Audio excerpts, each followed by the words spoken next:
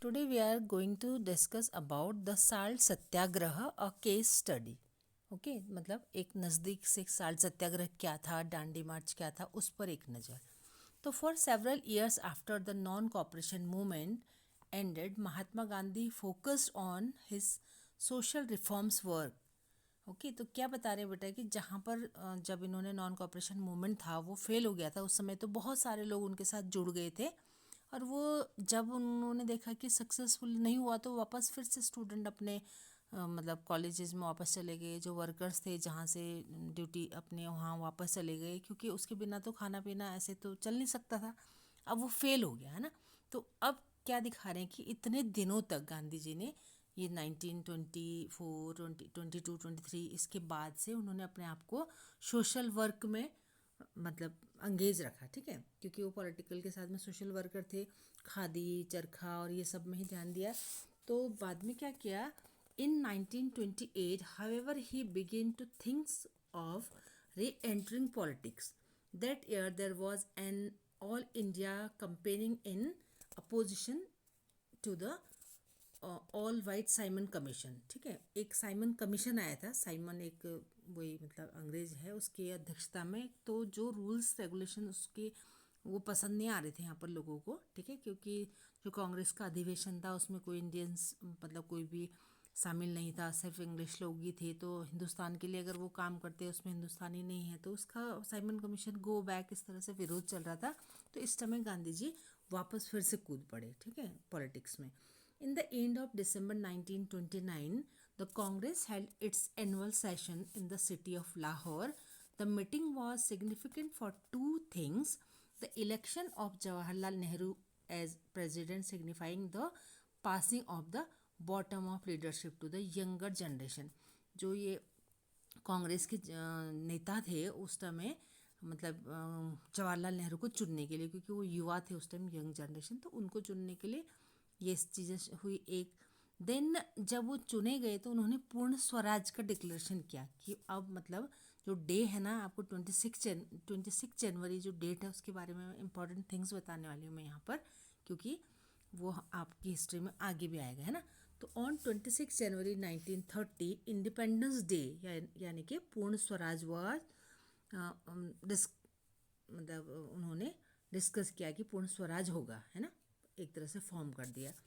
तो पूर्ण Swaraj was observe with the national flag being hosted in different venues and patriotic song being संग. मतलब उन्होंने ये कहा कि 26 जनवरी का दिन जो था, डिफरेंट डिफरेंट एरियाज़ में जो भी उन्होंने वेन्यू चुने थे वहाँ पर झंडा फहराया गया और पेट्रोटिक सॉन्ग वगैरह गाए गए.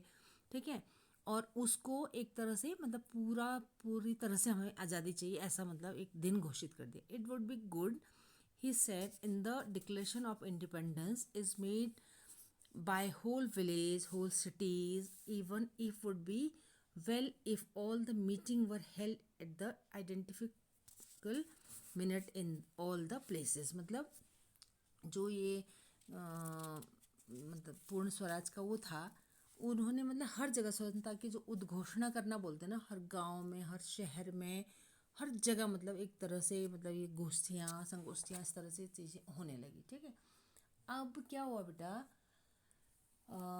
गांधी जी तो उसमें थे निटिंग पॉपुलर उसमें, है ना.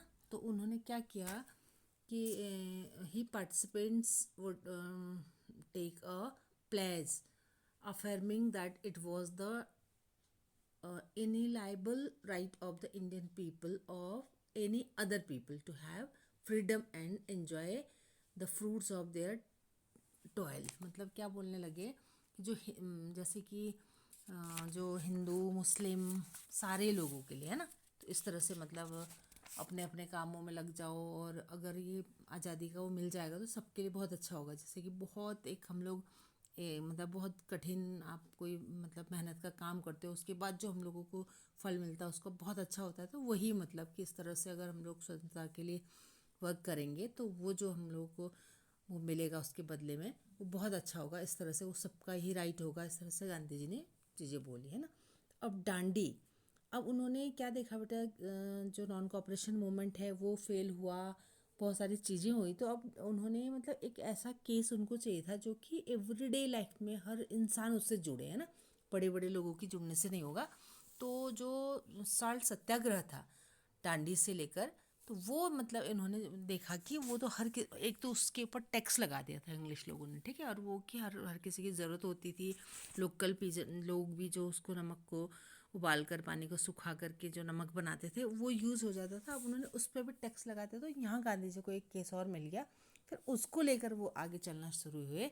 Soon after the observation of this independence day, Mahatma Gandhi announce that he would lead a march to break one of the most widely disliked laws in British India, which gave the state of monopoly in the manufacture and the sale of salt. मतलब जो एक अधिकार था monopoly सिर्फ अंग्रेजों की कि हम ही नमक बनाएंगे, उस पर टैक्स लगेगा, तो उसको तोड़ने के लिए, ठीक है, क्योंकि नमक सबको चाहिए होता है। तो गांधी जी ने 1930 में डांडी मार्च स्टार्ट कर दिया। अब जब डांडी जी ने ये मार्च स्टार्ट किया तो बहुत सारे लोग साबरमती से लेकर वहाँ डांडी तक बहुत सारे लोग उनके साथ जुड़ते चले जा रहे थे, और उनको ऐसा लग रहा था कि शायद जो लॉर्ड इरविन था उस टाइम वहाँ पर, वो जो इनका जो डांडी मार्च है उसको शायद रोक देगा, उनको पकड़ लेगा बीच में, बट उसने ऐसा नहीं किया, ठीक है। तो यहाँ पे पूरे देश में बहुत सारी जगहों पे अंग्रेज़ों के जो नमक वमक फेंके जाने लगे, लोकल लोगों के वो करने, मतलब इस तरह से बहुत दंगे टाइप की चीज़ें हो गई।